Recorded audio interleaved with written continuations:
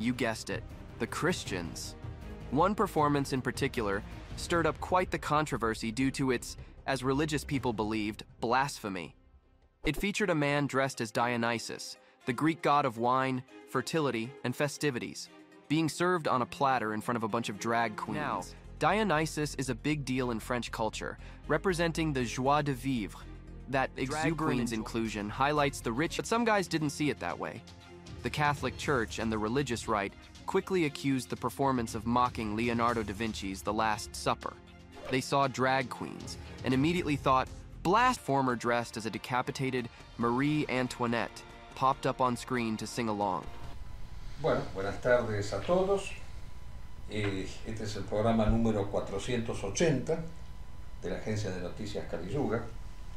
Estamos acá con el amigo Juan Manuel Garayalde, que ha podido sortear sus distintos compromisos laborales. Y nos faltó decir que la fecha del día de hoy es 6 de agosto del 2024. Si no me equivoco, es la fecha de que se rememora la famosa bomba atómica de Hiroshima. Sí, así que pasaron casi 80 años de esa fecha, pues fue en el 45, 79 años, o sea, fue una hecatombe nefasta, miserable para la humanidad. Bueno, pero ahora estamos en una fase festiva. La verdad que la cantidad de cosas que hoy tenemos para desarrollar son incalculables, ¿no? Pero hemos querido empezar por el tema de las Olimpiadas, ¿no? Debido a que desde el punto de vista cultural tiene mucha significación, porque claro, tú que eres religioso habrás notado el agravio que se ha hecho a la religión cristiana, porque se ha tomado un ícono importante del cristianismo, que es la Última Cena de Jesús, que fue magníficamente graficado por Leonardo da Vinci, y se le ha suplantado al mismo Jesús y a los distintos apóstoles por estos drag queens, no sé cómo se llaman, travestis, homosexuales, en fin, cantando, gritando, y una mujer así gorda, que era la que ocupaba el lugar de Jesús, no sé qué divinidad, y aparecía la divinidad de Dionisio, ¿no? Lo cual, bueno, es un signo claro de un resurgir del peor paganismo, porque el paganismo no es el de Platón y Aristóteles o Plotino, sino el paganismo de las orgías, de las bacanales, de los dioses griegos que tenían todos los vicios multiplicados por parte del hombre. Y bueno, y desde ya las réplicas que han existido por parte de esta derecha identitaria cristiana, que ha también asociado esto al fenómeno inmigratorio, a la presencia de los musulmanes en el territorio francés, ¿no? y europeo. Esto se asoció también a las distintas persecuciones que ha habido, especialmente en Inglaterra, que las estamos teniendo, ¿no? Que se persigue a musulmanes, se queman mezquitas y todo lo demás. Pero en realidad lo que habría que decir es lo siguiente, que el problema principal, y ha quedado demostrado con esta ceremonia, que tiene Europa en estos momentos, es el secularismo. Ese es el problema principal. Y este secularismo va en contra tanto del cristianismo como del islam. Fíjense, lo mismo que han hecho en la Olimpiada, lo habían hecho unos años antes con el islam, con Mahoma, con las caricaturas de Mahoma. Cuando una revista francesa, Charles Hebdo, se burló de Mahoma, lo puso en posturas obscenas, ¿no? Y hizo una serie de caricaturas, pero claro, la diferencia que hay hoy en día entre el islam y el cristianismo es notoria, porque el islam reaccionó frente a esto, ¿no? Se podrá discutir la manera como lo hizo, pero tuvo una reacción. Me acuerdo que hasta el mismo Papa, cuando se le preguntó con respecto a lo que había pasado en el atentado que se hizo en Charles Hebdo, dijo, bueno, sí, pero también es cierto que esta gente estuvo provocando, es real. Bueno, yo creo que ese es el problema principal que existe hoy en día. Es el secularismo que está en contra de todo tipo de religión que sostenga la presencia de algo sagrado y que no signifique la exaltación de lo mundano, de lo meramente terrenal. Ahí está todo el problema, ¿no? No sé si tú quieres... Hay un artículo que hace poco salió que hablaba que había ciertas personas del ámbito cultural europeo que son ateos, pero que cuando ven este crecimiento del Islam, que no solamente es poblacional, sino también es cultural, van de la mano, decía esta persona media aterrorizada, bueno, por suerte Europa ha dejado de creer en Cristo, pero no sería malo, o sea, sería contraproducente que los valores cristianos se fueran de Europa. No, esos son los que tenemos que proteger. O sea, necesitamos un cristianismo cultural para enfrentar el auge del Islam, lo cual es totalmente descabellado y ya se está demostrando que esto no está funcionando. Exacto. O sea, ya a esta altura tiene que comprenderse que este vaciamiento que hay de Europa es espiritual. Es espiritual, que va tanto contra el Islam como contra el cristianismo. Correcto. Evidente, evidente. Y el que reacciona es el Islam, la realidad es esa. Porque el cristianismo, más que una protesta formal, de hecho es cierto, como hemos dicho varias veces, Europa está siendo descristianizada porque las iglesias están vacías. Pero a todo esto, fíjense ustedes lo curioso del caso, que mientras que suceden estas cosas, se han dado toda una serie de fenómenos, ¿cómo podríamos decir?, dialécticos, condenatorios, con respecto al tema este famoso del transgénero, la presencia de transgénero dentro del boxeo, el caso de esta boxeadora argelina que fíjense, acá podemos pasar un pequeño fragmento, ¿no?, de esta boxeadora que le dio una paliza tremenda a una par suya italiana, ¿no?, y que esta paró la pelea, se puso a llorar porque le pegaba muy fuerte, y ahí surgió todo el problema de que no era una mujer, que era un varón disfrazado de mujer, un transgénero, un transformista. Ahora, yo quiero aclarar un poco las cosas. En Argelia, el transformismo está penado por la ley, pues es una nación islámica.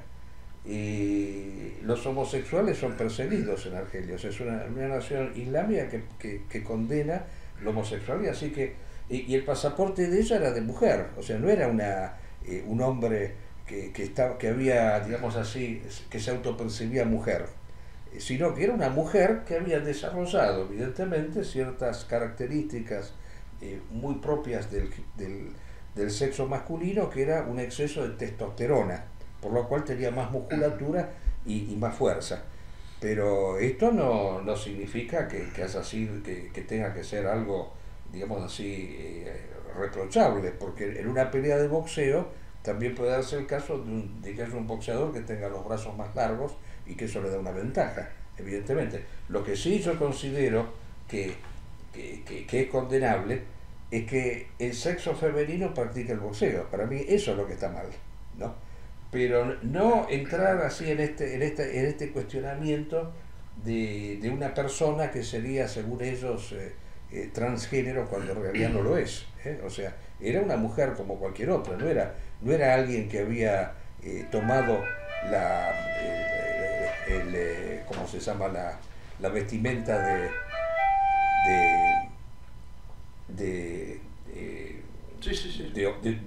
de mujer siendo hombre, indudablemente. Ahí estaba el tema principal. Y bueno, pero esto sirvió también para ocultar otro hecho que para mí fue mucho más deleznable, que fue la circunstancia de que había un participante de la Olimpiada que había sido condenado, ¿no?, por violación de una menor de 12 años y no había cumplido su condena. Es toda una historia, ¿no? La cuento rápidamente. Un deportista del equipo de handball holandés, ¿no?, que a través de Facebook se conectó con una niña de 12 años de Inglaterra, cruzó el Canal de la Mancha, se encontró con ella, la violó en un encuentro, después le dijo que fuera a un hospital a pedir anticonceptivos, ¿no? Y bueno, en el hospital se dieron cuenta que una niña de 12 años que pide anticonceptivos no era normal. Bueno, lograron identificarlo, lo lo deportaron a Inglaterra y lo condenaron a una pena larga de prisión. Le dijeron, bueno, ya se terminó tu carrera deportiva, pero consiguió que por una ley que existe de reciprocidad con Holanda, esta persona fuera después derivada hacia su país originario. Ahí le cambiaron la carátula y estuvo 4 meses nada más que en prisión y pudo participar. Esto es un hecho condenable, mucho más que el otro, del cual se ha estado hablando hasta el cansancio, que en realidad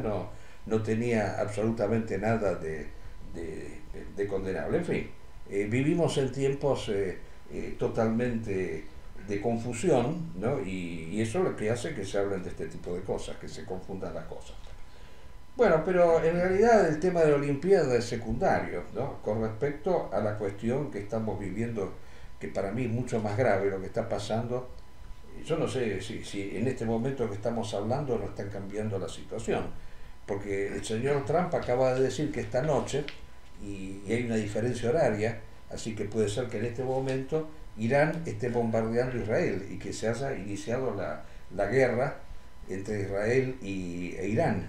Y eso se extiende en el Líbano también. La Argentina ha desocupado su embajada. Ha habido un anuncio de que, claro, lógicamente, como si la guerra estalla, no solo se va a atacar a Israel, sino a las colonias israelitas o a los aliados de Israel.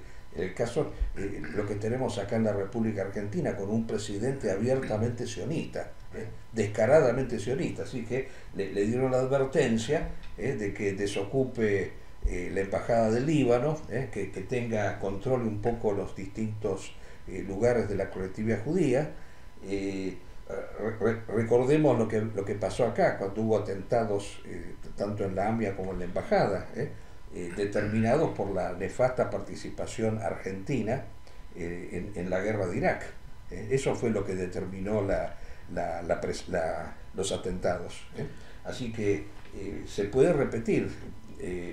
Sí, es que lo más grave es que en este momento excede a la población judía argentina, porque es la República Argentina con un presidente que está metiéndonos en este tema. Así exactamente, irresponsablemente sionista. Claro. Porque se puede a lo mejor tener una simpatía por Israel, pero no estar declamándola de esta manera como lo está haciendo. Pero aparte acá hay un detalle importante que yo quiero hacer notar y que tiene que ver, incluso que se lo puede vincular con lo que está pasando en Venezuela, que es el fenómeno de Netanyahu. Llama la atención que este señor Netanyahu haya promovido ataques así tan ostensibles y crudos en contra de Irán, asesinando a un líder de Hamas, al líder máximo de Hamas, Haniyeh, en el mismo momento en el cual se está hablando de buscar la paz, de terminar con esto. Lo están pidiendo la misma sociedad israelita. Hasta los parientes de los rehenes dicen, peligran las vidas de los rehenes, o sea, pongámosle punto final a esta guerra. Ahora, ¿por qué el señor Netanyahu desencadena esta guerra? Y porque él ha sido condenado en su país por coimero. O sea, hay una serie de condenas por corrupción que ha recibido el señor Netanyahu. Entonces, y al mismo tiempo hay una condena internacional de la Haya por los crímenes de guerra cometidos en Gaza. Sí. Así que Netanyahu sabe que si él abandona el poder, puede caer preso, sea en Israel, y en el exterior puede tener también problemas por los crímenes que cometió en Gaza. Así que el poder se ha convertido para esta persona en un verdadero aguantadero. Y él, con tal de mantenerse en el poder, pone en peligro, es gravísimo lo de él, la seguridad del planeta. Y esto, como yo decía en una nota, se vincula también con el caso de Maduro. Maduro está haciendo exactamente lo mismo en Venezuela. El señor Maduro está condenado por narcotráfico en el mundo entero. Él no puede salir de Venezuela. Si sale de Venezuela lo arrestan. Y si abandona el poder lo arrestan en su propio país. No puede escaparse. Por ejemplo, acá en la Argentina, el presidente Fernández, que ahora parece ser que es otro personaje que va a terminar mal, pero él se escapó, él cuando terminó su presidencia se fue a España, y ahí no le pasaba nada. En cambio, Maduro no puede irse del país, y Netanyahu tampoco, así que la situación es es muy parecida en ambos casos.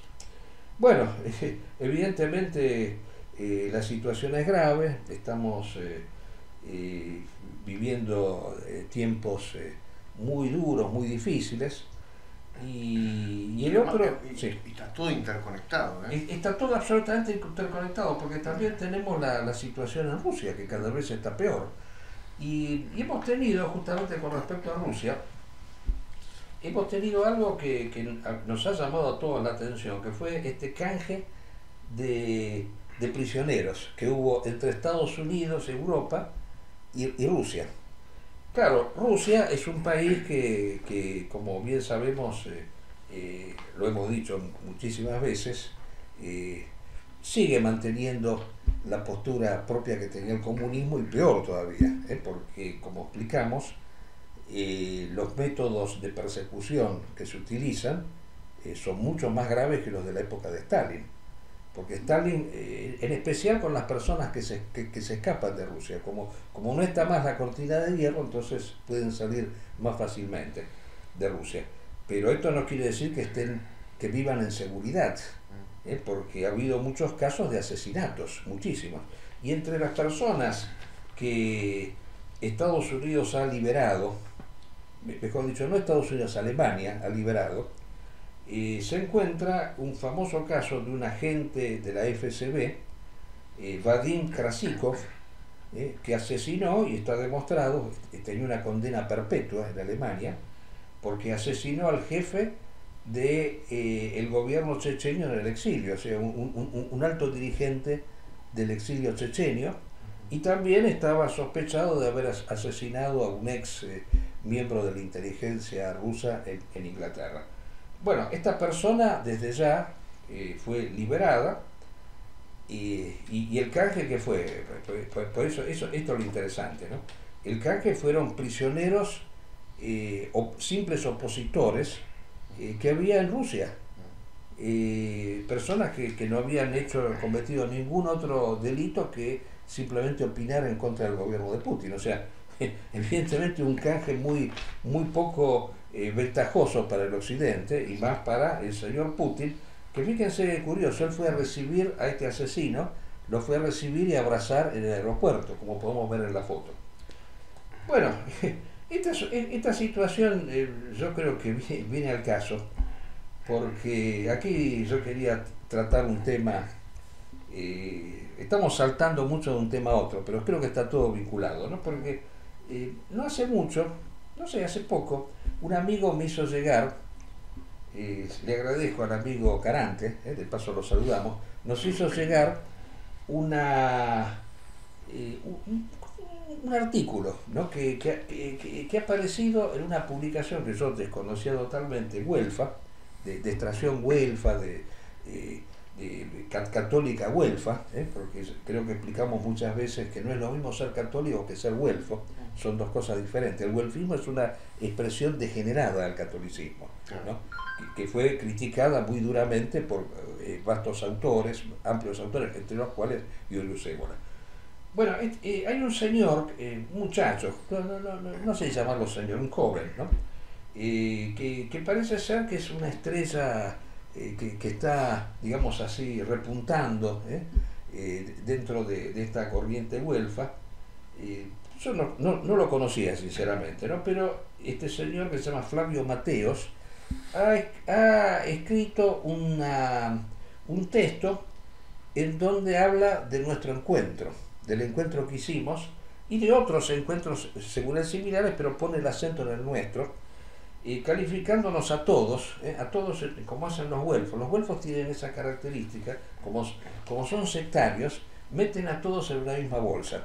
Y los dos calificativos por los cuales anatemizan a la gente son gnóstico y judío. Esos son.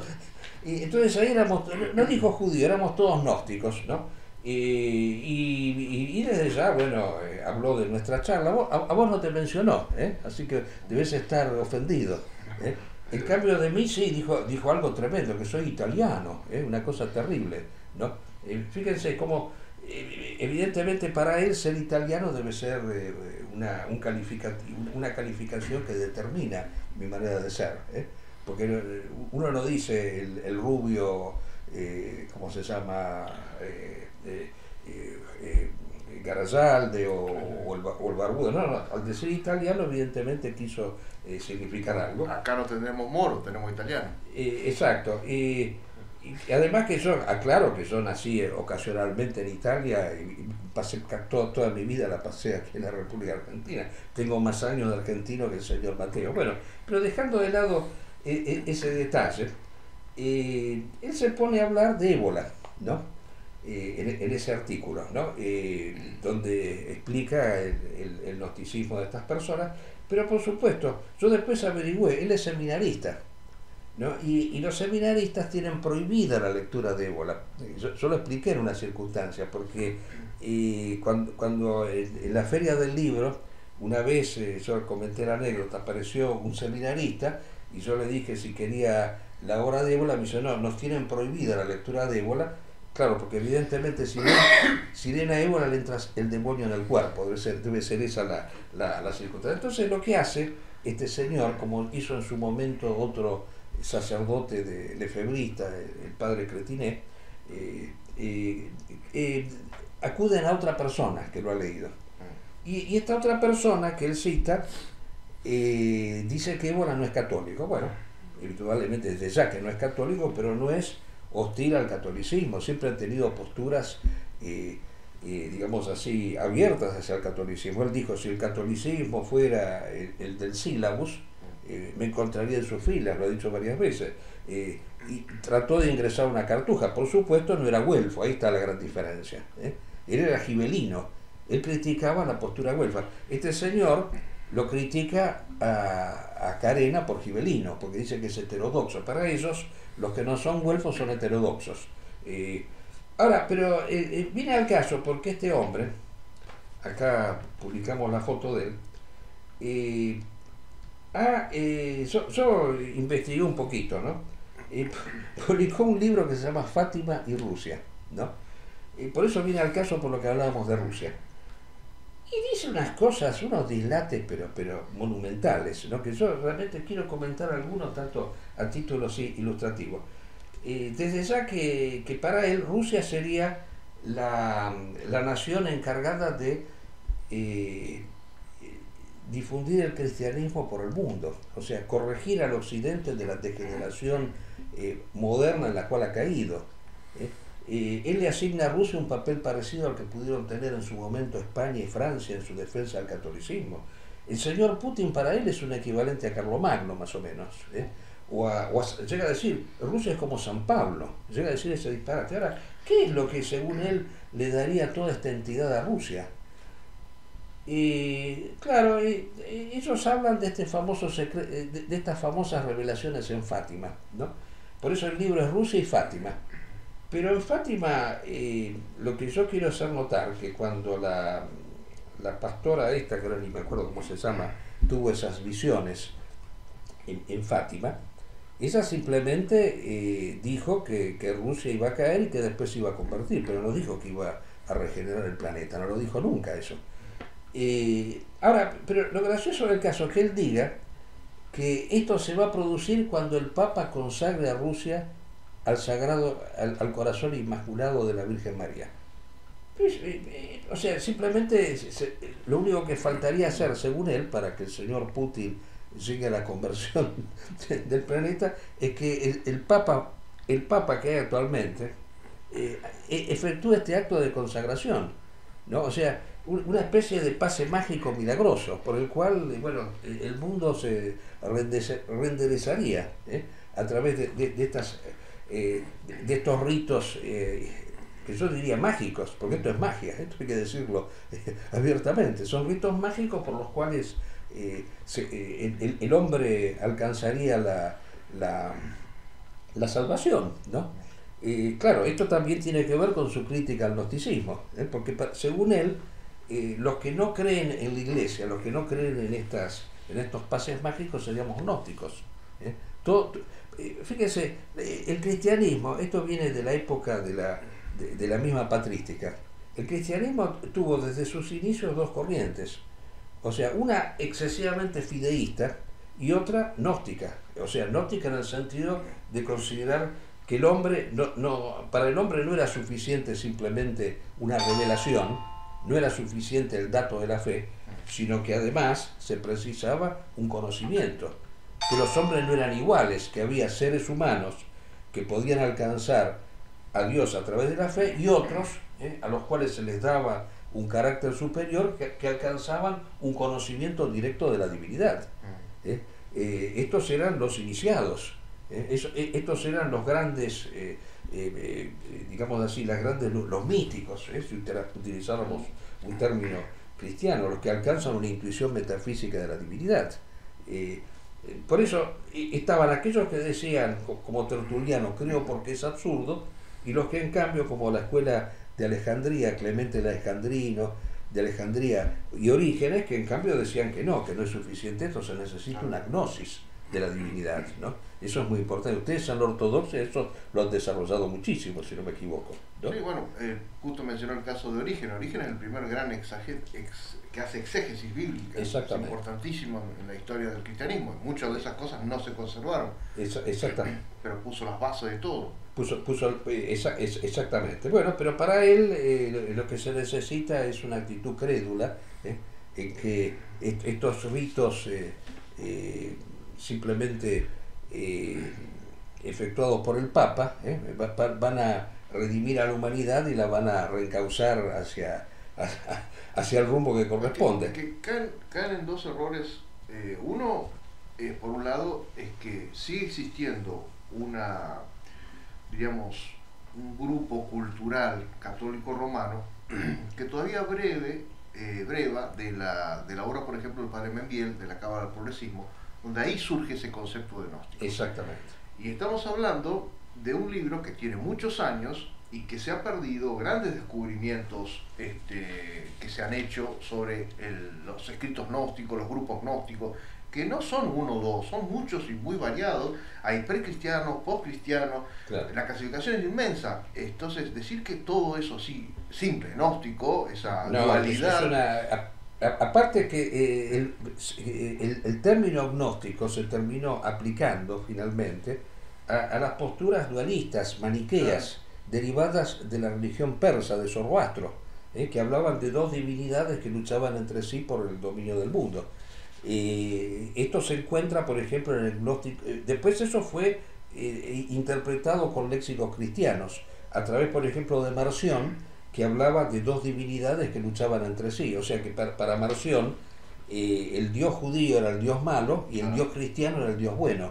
Y esto después se desarrolla también en nuestros tiempos. Nosotros comentamos, los verdaderos gnósticos que hay en nuestros días fueron este pensador Serrano en Chile, y acá en la Argentina este grupo tiroidal de este señor Moyano, que hablan también de una lucha de dos divinidades, Jehová y Adonai, que son los dos dioses y dos humanidades que reconocen la soberanía de estos dioses. Bueno, a eso quedó reducido el gnosticismo. Pero una cosa es el gnosticismo, que es la degeneración dualista que se ha dado a partir de ciertas categorías cristianas degeneradas que no tienen absolutamente nada que ver. Y otra cosa es la gnosis de la cristiandad, o sea, el esoterismo. Él confunde gnosticismo con esoterismo. El esoterismo considera que por encima de la simple fe existe el conocimiento directo de la divinidad, por el cual todas las religiones son caminos distintos para alcanzar un mismo fin, que es la divinidad. Y no todos pueden alcanzar ese conocimiento. No, desde ya. Eso es exacto, porque el güelfismo es el origen de la democracia, porque el güelfismo niega la aristocracia espiritual. El güelfismo lo que hace es nivelar todo por lo bajo. Para un güelfo, fíjense, el güelfo considera que solamente si uno se convierte al cristianismo se salva. Y por eso ellos hablan de la conversión de los judíos. Y yo considero que no, que el judío tiene que convertirse en su propia religión, lo mismo que el budista. Así como hay distintas lenguas en el mundo y distintas razas, hay diferentes religiones, son caminos para alcanzar la divinidad. Y esos caminos tienen que respetarse. Para un güelfo, por ejemplo, yo siempre doy este ejemplo que es real, un condenado a muerte que ha cometido los 1001 asesinatos en el momento que tiene la soga apretándole el cuello, ¿no? Después de haber tenido una vida terrible de lujurias y de pecados, dice en el último instante de su vida, Jesús es Dios, ese se salva. En cambio, un monje budista que estuvo toda la vida practicando la piedad y la caridad, ¿no? Que no hizo eso, ese se va al infierno. Eso es una cosa, es un dislate absoluto. Pero ellos conducen a esa forma de pensar. Y después se quejan del Islam fundamentalista. A ellos les encantaría estar del lado justamente fundamentalista y tener ese poder por sobre las cosas para decidir que esto está mal y esto está bien. Pero por supuesto, fíjense que él llega a decir, por ejemplo, él dice que Rusia no es comunista. Ha dejado, los que dicen que Rusia sigue siendo comunista están totalmente equivocados, ¿no? Pero rescata la cortina de hierro, eso es lo gracioso. Dice la cortina de hierro del comunismo soviético ha desaparecido, pero sigue existiendo otra. Es cierto, es verdad, ¿eh?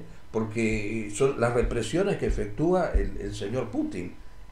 Él rechaza que Rusia haya asumido el liberalismo en su momento. Cuando cae el muro de Berlín, cuando cae la Unión Soviética, ingresan las ideas liberales. Bueno, yo considero que un cierto liberalismo es positivo, porque si el liberalismo es asumido como la libertad de opinión, la de poder manifestar las propias ideas libremente y rechazar una intromisión envolvente del Estado, a mí me parece bien, es una cosa rescatable. Lo que está mal es cuando el liberalismo se convierte en democracia o en economía de mercado. Eso es lo que está mal del liberalismo. Pero el liberalismo, cuando sostiene la necesidad de que haya libertad de expresión, y yo lo rescato totalmente, me pareció excelente que Rusia hubiera asumido ese liberalismo. En cambio, con el señor Putin ha desaparecido ese liberalismo. Y entendamos que eso que dice el liberalismo no lo inventó él, existe desde siglos previos, en Grecia, en Roma. Exacto. Ese tema de la opinión, del diálogo y todo eso, del debate, o sea, no lo inventó el liberalismo. O sea, también esa cuestión bueno, sigamos. No, la última perla que me faltó decir, porque yo no quiero dedicarle tanto tiempo a esta persona, es que él exalta la invasión a Ucrania. Él quiere que Rusia invada Europa para redimirla. Él dice que Rusia lucha contra los homosexuales. Bueno, también luchaba Fidel Castro, Stalin luchaban contra los homosexuales. Luchaban mucho peor mucho más duramente que Putin, porque los mandaba a campos de concentración. Pero fíjense que él dice, él pone el acento, dice, la milagrosa invasión a Ucrania sucedió el 24 de febrero, dice, en coincidencia con la primera revelación de Fátima. Pero es un disparate total, es un delirante absoluto, pero es una cosa así que, bueno, desde ya, si los güelfos tienen a esta nueva estrella como el nuevo padre Membiel de esta van por el mal camino, no creo que tengan no estaría mal que se hagan ortodoxos ya a esta altura, ¿no? Sí. Por cómo están hablando, porque se llevan muy bien con Kirill, o sea, hagan ortodoxos, déjenlo al Papa Francisco y ya está. Sí, bueno, pero la ortodoxia que hay en Rusia de Kirill, como hemos dicho muchas veces, es un césaropapismo. Sí, es una iglesia que está al servicio, como en la época de Stalin, una iglesia que está al servicio del Estado. Sí. Exactamente. Bueno, creo que no vale la pena seguir con esto y vamos a dejar para el final un pequeño reportaje que le vamos a hacer a un viejo amigo y lo dejamos como una sorpresa. Bueno, esta última parte del programa yo quiero dedicarla a un invitado muy especial que hoy nos visita después de mucho tiempo. ¿Por qué digo que es especial? Porque Matías Benítez, que está aquí, fue la persona que me acompañó en el primer programa que hicimos. Y yo, sabes, Matías, que no me podía acordar en qué año fue. ¿Tú te acuerdas en qué año empezamos? Si fue en el 2012 o 2014. No, esto fue, si no me equivoco, 2012 o 2013. Ah, entonces fue en el 2012. Yo sabía que era un número par. Bueno, así que hace 12 años que estamos nosotros haciendo este programa. Lo empezamos con Matías radialmente, ¿te acuerdas, Matías? Claro, cuando quedaba en iVox. Cuando quedaba en iVox y Y bueno, pero en ese entonces creo que había unos temas casi excluyentes que tratábamos, ¿no? ¿Tú te acuerdas los temas? Claro, sí. Estábamos en esos años, estaba en auge la guerra de Afganistán y estaba empezando la guerra civil siria. Exactamente. Que si no me equivoco, bueno, la guerra civil siria había empezado junto con las primaveras árabes en el año 2011. Entonces estaba toda esa cuestión en eclosión. Y también no había quizás en esos momentos algunas fisuras geopolíticas que hoy existen. También, en tanto y en cuanto Estados Unidos y Rusia compartían un mismo proyecto y era marcado. Exacto, se habían unido para combatir al Estado Islámico, concretamente. Claro, en un primer momento en general a los grupos... a los grupos fundamentalistas. Y después... después contra el Estado Islámico. Así que sí, nosotros dábamos una visión alternativa. En ese entonces yo me acuerdo que era un programa alternativo en cuanto a brindar cierta información que la prensa habitualmente no daba. Y después, bueno, ya con el tiempo nos hemos dedicado más a analizar desde una óptica más bien filosófica y booleana los distintos problemas que existen en el mundo. Bueno, pero estuvimos mucho tiempo, ¿no? ¿Tú te acuerdas cuántos años estuvimos? Y habremos estado 2 años. 2 años, ¿no? Y después apareció un amigo, ¿no? Un tercero... Claro, cada tanto venía de invitado. No, empezó a venir después seguido, ¿no? Sí. Y después cuando tú te fuiste, él quedó. Sí. Que era el amigo Mahdi Al-Afghani. Sí. Que, bueno, con el cual nosotros tuvimos un tiempo y después, bueno, un hombre grande, no tuvo problemas de salud y se apartó, ¿no? Así que, bueno, desde ya que estamos muy agradecidos con tu visita y bueno, sabemos que te vas del país por un tiempo. Claro, no me voy tan lejos, no pero te vas tan tienes lejos. Tanto laborales como incluso, ya digo yo, de tranquilidad. De tranquilidad, sí, porque la Argentina cada vez está más, en un estado cada vez más calamitoso, ¿no? Y uno a veces tiene ganas de irse de este país, somos muy... Igual no me voy tan lejos ni me voy a un país tan muy lejos. distinto. Bueno, yo tengo 3 hijos que se han ido del país directamente, porque evidentemente, así como está la Argentina, el último índice que ha salido de pobreza, de cada 5 argentinos, 3 son pobres y 1 es indigente.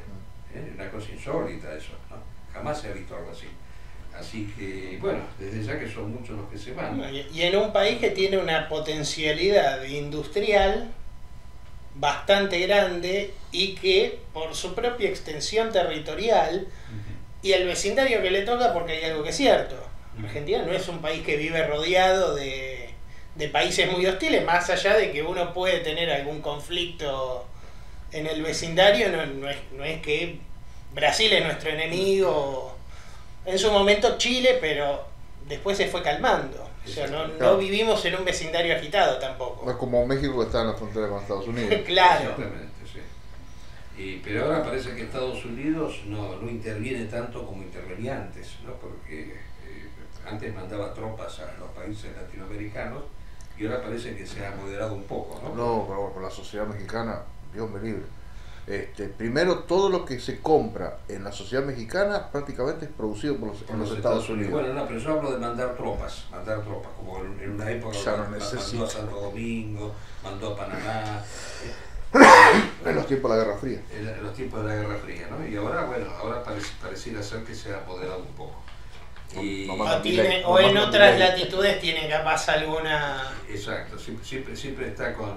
Pero en general, yo insisto que después de estos papelones que ha hecho en Afganistán, en Vietnam y todo, se cuida más de intervenir y hace intervenir a otros en su lugar, ¿no? Esa es un poco la tónica de los Estados Unidos actualmente.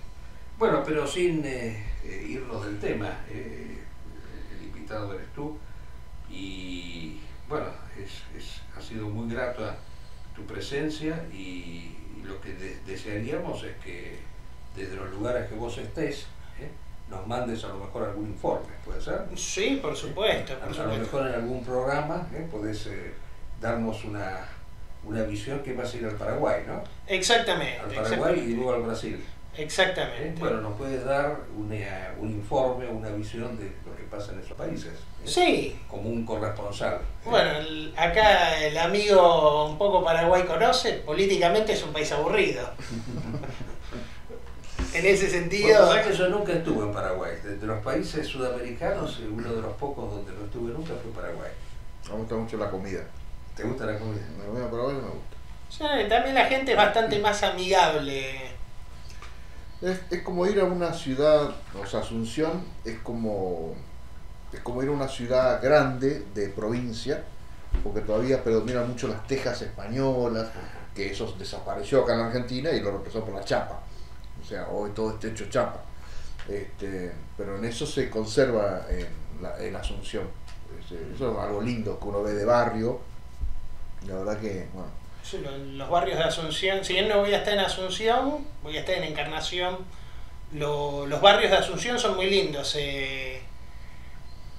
A veces no parece que esté a 30 minutos del microcentro de una ciudad grande, porque veo calles empedradas, bastante verdes, se nota la flora más tropical. Sí. E incluso la vida, casi ni hay ruido, o sea, el único ruido es, bueno, alguien hace una fiesta y pone alguna polka a un volumen un poco más elevado, pero me refiero, no hay contaminación auditiva como acá, que todo el tiempo... El ruido nos mata. Exactamente. Bueno, ha sido un gusto tu presencia. El gusto es mío. Y sabemos que vamos a contar contigo para otros programas. Sí, algún informe, algún escrito. Exactamente. Voy a estar con tiempo como para poder hacer una colaboración. Así que nos mantendremos en contacto. Bueno, hasta el próximo programa, si Dios quiere.